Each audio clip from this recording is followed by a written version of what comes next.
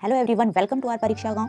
Class 10th NCERT mathematics में हम first chapter पढ़ रहे हैं जिसका नाम है वास्तविक संख्याएं, इट मींस रियल नंबर। इसमें एक्सरसाइज 1.4 के हम थर्ड क्वेश्चन को आज सॉल्व करेंगे। इसको सॉल्व करने से पहले आप अपने चैनल परीक्षा गांव को लाइक शेयर सब्सक्राइब जरूर कर दीजिएगा। ओके, तो चलते हैं हम अपने एक्सरसाइज 1.4 के थर्ड क्वेश्चन पर आते हैं। यह क्वेश्चन हमारा क्या कह रहा है कि कुछ वास्तविक संख्याओं के दशमलव प्रसार हमें नीचे दिए गए हैं, ठीक है ना। प्रत्येक स्थिति के लिए निर्धारित कीजिए कि ये संख्याएं परिमेय संख्याएं हैं या नहीं है, रेशनल नंबर्स हैं या नहीं है, ठीक है ना।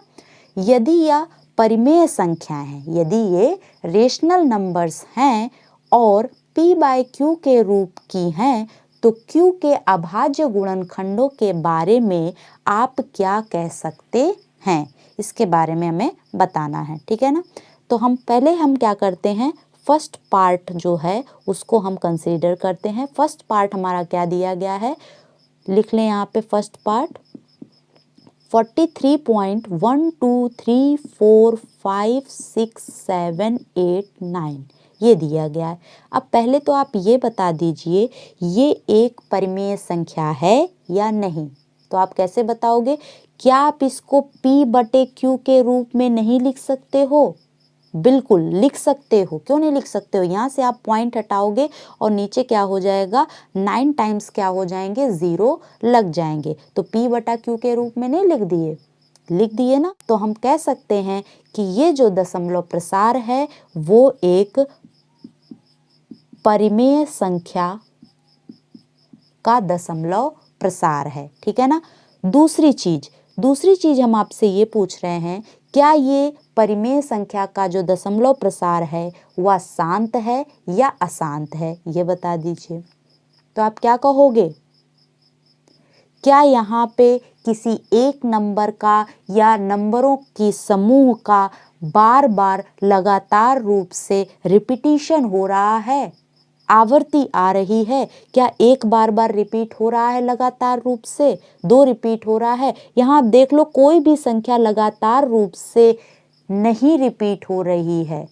इट मीन्स हम कह सकते हैं कि ये जो हमारी परिमेय संख्या है वो कैसी परिमेय संख्या है, शांत दशमलव प्रसार की परिमेय संख्या है। इसका दशमलव प्रसार कैसा है, शांत है, क्योंकि यहाँ पे किसी संख्या या संख्या के समूहों का बार बार लगातार रूप से आवृत्ति नहीं आ रही है, रिपीटिशन नहीं हो रहा है। इतनी बात आपको समझ में आई? ओके, तो अब आपसे हम पूछते हैं, आपने पढ़ा होगा प्रमेय 1.5, इसमें आपने क्या पढ़ा था? तो आप कहोगे इसमें मैंने ये पढ़ा था कि एक हमारी संख्या x थी जो कि क्या थी, परिमेय संख्या थी और इसका दशमलव प्रसार कैसा आ रहा था, शांत आ रहा था। और इसका दशमलव प्रसार शांत कब आ रहा था, कहा गया था कि x एक परिमेय संख्या है जिसका दशमलव प्रसार शांत होगा। और कब होगा, जब x बराबर p बटा q के रूप में हो, जहां क्या हो, पहली कंडीशन, दूसरी कंडीशन, जहां पहली कंडीशन p, q जो हो वो सह अभाज्य हो, इट मीन्स जिनका HCF क्या आए, 1 आए। और दूसरी कंडीशन जहां q के अभाज्य गुणनखंड 2 की पावर n और 5 की पावर m के रूप में हो।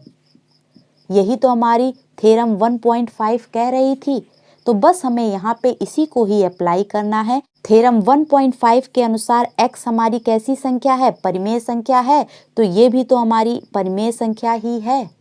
थ्योरम 1.5 के अनुसार जो परिमेय संख्या थी उसका दशमलव प्रसार शांत आ रहा था, तो इसका भी तो दशमलव प्रसार शांत आ रहा है। और हमसे पूछा क्या गया है, इसको हम P बटा Q के रूप में लिख सकते हैं? तो हाँ भाई लिख सकते हो। हमसे पूछा गया है कि इसका Q का जो अभाज्य गुणनखंड होगा उसके बारे में आप कहिए।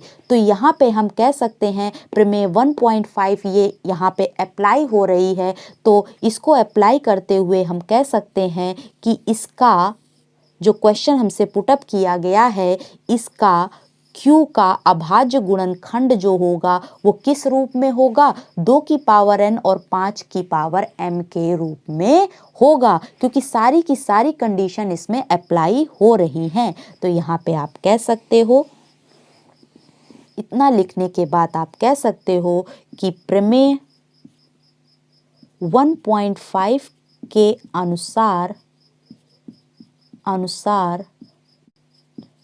हम कह सकते हैं कि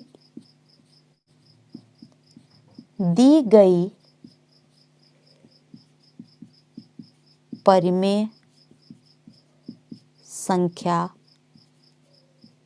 का Q 2 की पावर n 5 की पावर m के रूप में होगा।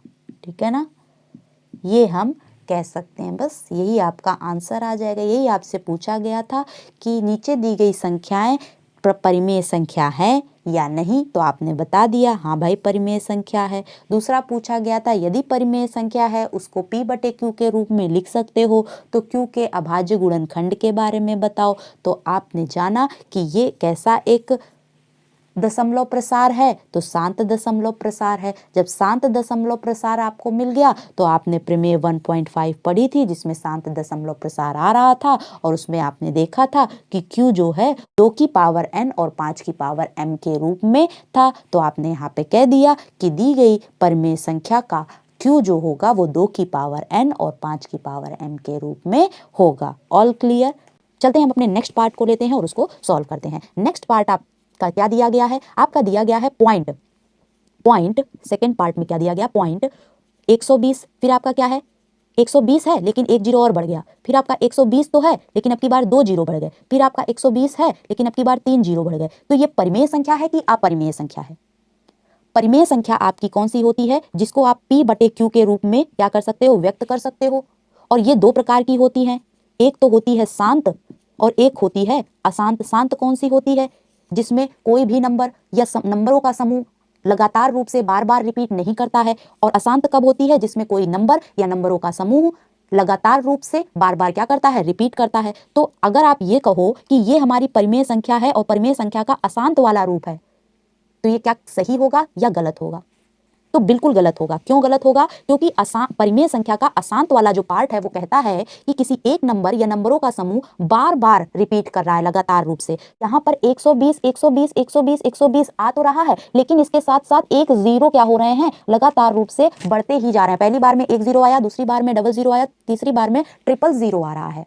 ठीक है ना? अगर यहाँ पे क्या होता 0.120 120 120 120, मतलब कोई संख्या एक्स्ट्रा बढ़ती हुई ना दिखाई दे रही हो, इस प्रकार से दिखाई दे रही हो, यहाँ पे नंबरों का समूह ही क्या हो रहा है? लगातार रूप से रिपीट हो रहा है। 120 तो हम इसको क्या लिख सकते थे? 0.120 का क्या लिखते थे? बार लिख देते। तो ये हमारी परिमेय संख्या हो जाती, और परिमेय संख्या का कौन सा रूप हो जाता? तो अशांत रूप हो जाता। मतलब इसका दशमलव प्रसार क्या हो जाता? अशांत आवृत्ति का हो जाता। लेकिन यहाँ पर क्या हो रहा है कि 120 तो आ रहा है, लेकिन इसके साथ जीरो क्या हो रहा है? 1 by 1 एक्स्ट्रा आपका जुड़ता जा रहा है। इट मीन्स ये कैसी संख्या है? ये एक अपरिमेय संख्या है। अपरिमेय संख्या है। ठीक है ना? इट मीन्स इरेशनल नंबर है। और जब ये इरेशनल नंबर है तो आगे का कुछ बताने का बनता ही नहीं है। इसको हम P बटे Q के रूप में व्यक्त ही नहीं कर सकते, और जब P बटे Q के रूप में नहीं व्यक्त कर सकते तो Q के अभाज्य गुणनखंड कहाँ से आ जाएंगे जिसके बारे में हमें बताना है। ठीक है ना? तो ये हमारा आंसर हो जाएगा कि ये जो दी गई संख्या है सेकेंड पार्ट में वो हमारी अपरिमेय संख्या है। चलते हैं हम अपने नेक्स्ट पार्ट को सॉल्व करते हैं। नेक्स्ट पार्ट हमारा क्या दिया गया है? थर्ड पार्ट को हम डालते हैं। थर्ड पार्ट हमारा दिया गया 43.123456789 और इसके ऊपर बार लगा है। तो आपको दिखाई दे रहा है कि यहाँ पे नंबरों का समूह के ऊपर बार लग गया है, मतलब यही नंबर बार बार लगातार रूप से रिपीट हो रहे हैं। इट मीन्स ये परिमेय संख्या है। परिमेय संख्या है, और परिमेय संख्या का कौन सा रूप है? तो यह अशांत आवर्ती दशमलव प्रसार है। इसका दशमलव प्रसार कैसा है? अशांत आवर्ती का है। It means non terminating repeating decimal expression के रूप में ये एक्सप्रेशन हमारा दिया गया है। अब जब यहाँ पे अशांत की बात कह दी, यह परिमेय संख्या है और अशांत की बात कह दी, तो अब हम याद करेंगे अपनी प्रमेय 1.7 को। प्रमेय 1.7 हमने क्या याद रखी थी? यह प्रमेय ये कह रही थी कि यदि कोई संख्या x है जो कि p/q के रूप में है, ठीक है ना, p/q के रूप में है, जहां पर दो कंडीशन थी कि p और q क्या हो? सह अभाज्य हो। सह अभाज्य मतलब जिनका HCF क्या हो? 1 हो। और दूसरी कंडीशन थी कि q का जो अभाज्य गुणनखंड था वो 2 की पावर n और 5 की पावर m के रूप में नहीं हो। तब ये x जो होगा उसका दशमलव प्रसार कैसा आएगा?